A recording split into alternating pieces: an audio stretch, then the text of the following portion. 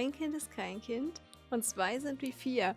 Ich finde, das trifft nicht nur im wahren Leben, sondern auch und besonders bei den Sims zu. Und wir wissen alle, dass auch zwei Kinder noch lange nicht das Ende der Fahnenstange sind bei der Familie Madrigal hier in der Casita.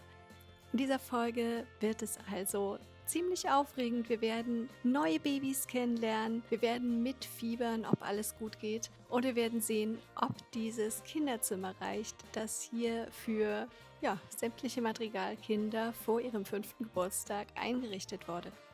Ich freue mich, dass ihr wieder dabei seid bei der Disney Parent Challenge. Heute steigen wir nun also genau hier ein, hier im, wie ich finde, schönsten Moment oder einem der schönsten Momente dieser ganzen Sims-Baby-Zeit. Isabella hat Geburtstag und wird gleich zum Säugling werden. Und wir werden jetzt erfahren, wie sie aussieht. Ich liebe diesen Moment einfach total. Und wir werden natürlich auch erfahren, ob sie eine Fee ist, ob sie die magischen Fähigkeiten von Victoria geerbt hat. Ich hoffe es sehr, denn Isabella ist ja jemand, der in Encanto auf jeden Fall auch magische Fähigkeiten hat. Also fände ich es doch sehr schön. Und ich weiß auch noch nicht, was ich mache, wenn sie die nicht hat. Also ob ich sie die dann irgendwie erlangen lasse als Jugendliche. Mal schauen. So, würdest du bitte herkommen und deine Tochter älter werden lassen? Und dann werden wir dieses Kinderzimmer hier, das Tascha ja schon so schön vorbereitet hat, ein bisschen anpassen müssen. Und. Wie sieht sie aus? Welche Haarfarbe? Schwarze Haare, rote Brille. Sieht eher ein bisschen aus wie Mirabel. Ruhig ist sie, okay, finde ich recht passend. Und da ist sie. Da ist sie. Sie kann schon lächeln. Und? Wenn wir was erfahren, sehen wir das irgendwie? Okay, ich würde sagen, wir verpassen ihr mal kurz ein Makeover und dann schauen wir uns das Ganze nochmal an. Und wir sind zurück und haben nicht nur das Outfit und die Frisur gewechselt, sondern auch das Zimmer ein bisschen angepasst. Wirklich nur ganz geringfügig, weil ich fand das schön, dass das auch so neutral ist und hier irgendwie jetzt, ich wollte nicht alles einfach in lila machen, aber das konnte ich mir nicht verkneifen, weil das einfach super süß ist und das hat einfach vom Holz her am besten reingepasst. Aber hier ist sie nun, unsere kleine, wundervolle Isabella Violetta. Ich habe auch das A noch ergänzt. Und wir sehen, sie ist eine Fee. Ich muss mir überhaupt nicht den Kopf darüber zerbrechen. Sie ist eine Fee. Sie wird magische Fähigkeiten haben, ohne dass ich irgendwas machen muss. Und sie sieht doch recht zufrieden aus. Ich meine, sie ist auch noch alleine in dem Zimmer, ne? Wir wissen nicht, wann es losgeht, dass Sophia hier... Ja, genau. Dich meine ich. Dass Sophia ihr erstes Kind bekommt und Isabella sich dieses gemeinschaftliche Kinderzimmer dann ganz bald teilen werden muss. Und ich bin ehrlich gesagt noch nicht so richtig sicher, wie ich das mit Sophia mache. Ob ich dabei sein möchte oder ob ich mich dann einfach überraschen lasse, wenn das neue Baby da ist und wir das hier auch dann vielleicht irgendwie sehen. Ich bin jetzt tatsächlich mal zu Sophia gegangen, einfach weil ich neugierig war, ob sie die kleine Isabella auch sehen kann. Leider ist dem nicht so. Sie kennt sie tatsächlich auch nicht. Ich habe vorhin versucht, sie mal ihr vorzustellen, aber Sophia war einfach nicht da. Ich meine, die muss halt gerade auch ein bisschen kürzer treten. Wir sehen hier 3. Trimester.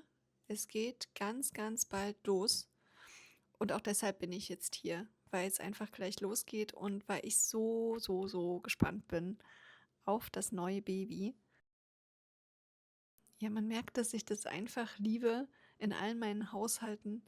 Ja, du magst keine Geschicklichkeit, aber du hast hier ein wundervolles Mobile angebracht. Ja, ich liebe es einfach so, wenn es neue Babys gibt und wenn man sieht, wie die aussehen und wie sie sich entwickeln und ja, wie sie dann irgendwann ihr eigenes Leben führen. So, und jetzt warten wir eigentlich nur noch drauf, dass es endlich losgeht und das Baby endlich kommt. Und ich habe bei Sophia und Rue im Schlafzimmer hier auch schon ein Bettchen platziert, dass es dann auch gleich losgehen kann. Wir fahren nicht extra ins Krankenhaus. Sophia ist eben nur der Nebencharakter. Ihr habt ja auch mal drüber abgestimmt, dass ihr nicht unbedingt ständig hier rüberschalten wollt. Aber ich fand, das war jetzt einfach so ein besonderer Moment. Und ich wollte eben mal sehen, wie das hier aussieht, ne? Also, wir können das Kinderzimmer sehen. Isabella ist aber nicht da. Das heißt, theoretisch könnten wir dieses Bett dann auch für Sophias Kind nutzen. Und theoretisch müssten wir eigentlich das Babybett auch hier rüberstellen, oder?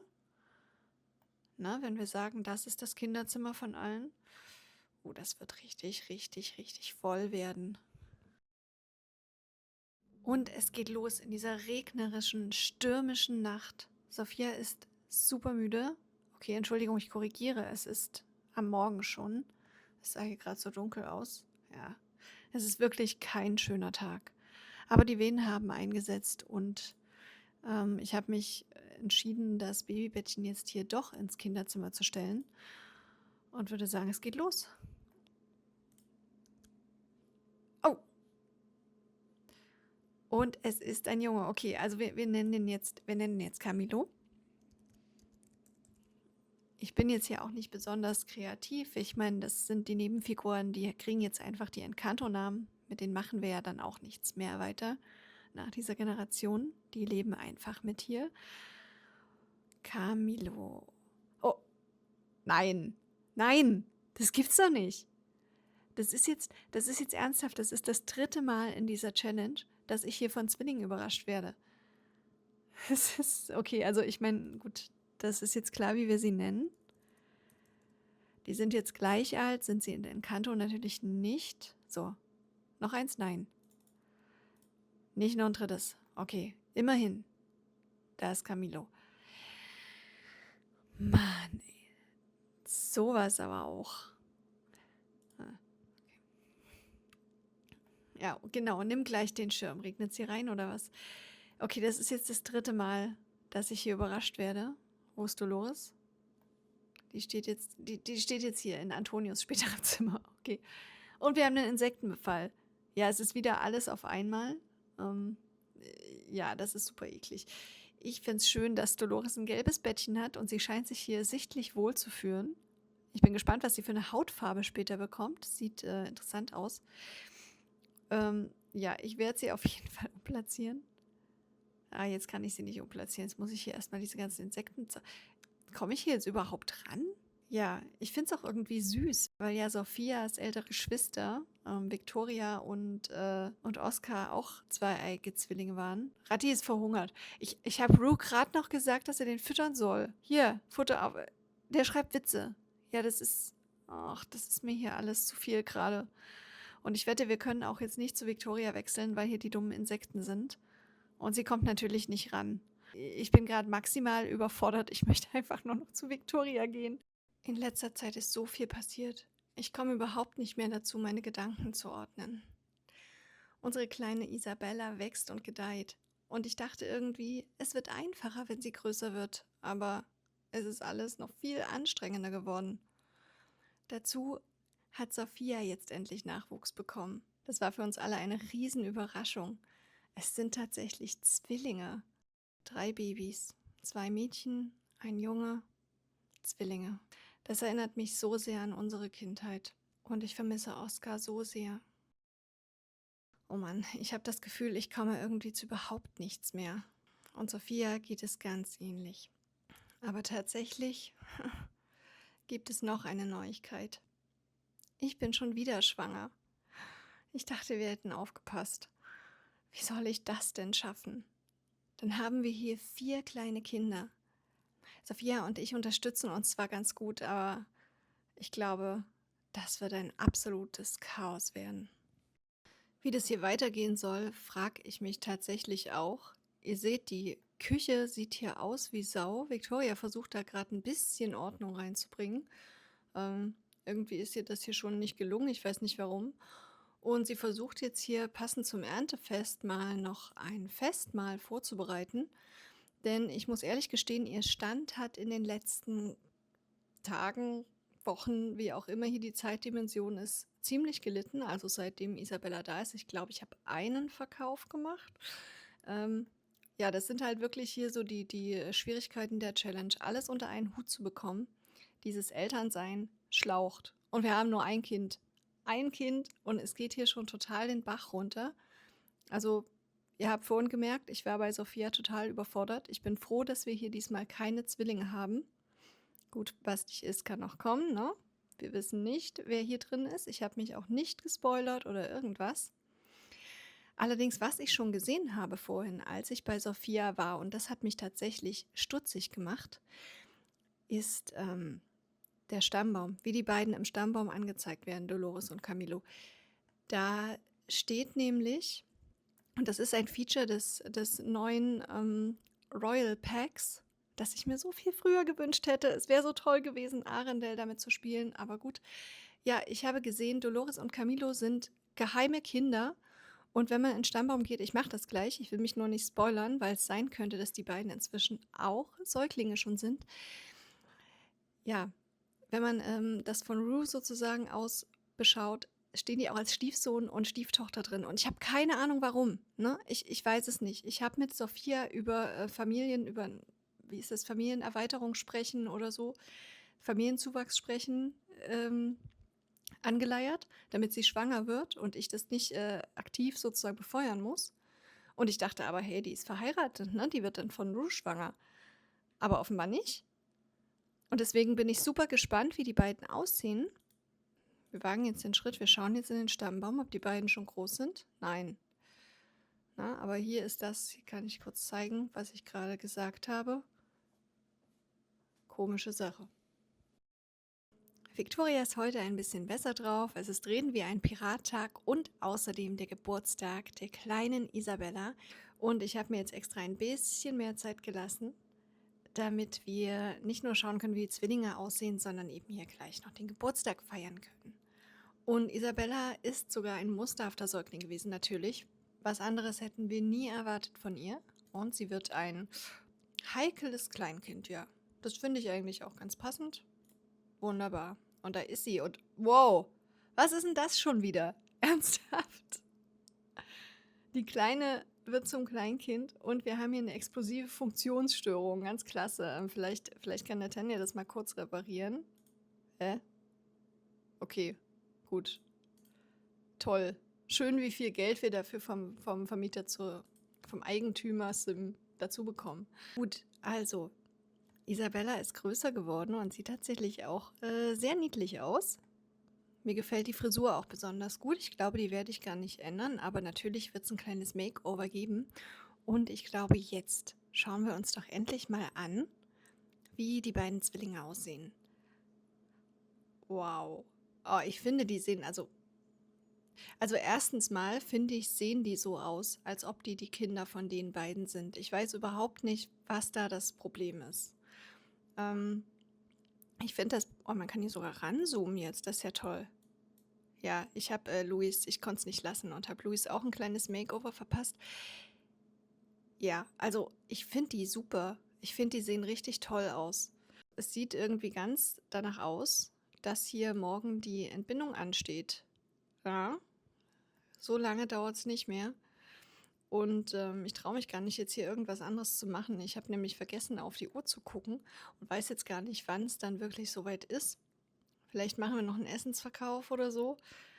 Ich habe mich diesmal für eine Hausgeburt entschieden und hoffe, dass einfach alles glatt geht. Aber es war ja auch bisher ohne jegliche Komplikationen und vielleicht haben wir ja einfach Glück und Isabella wird ganz undramatisch große Schwester.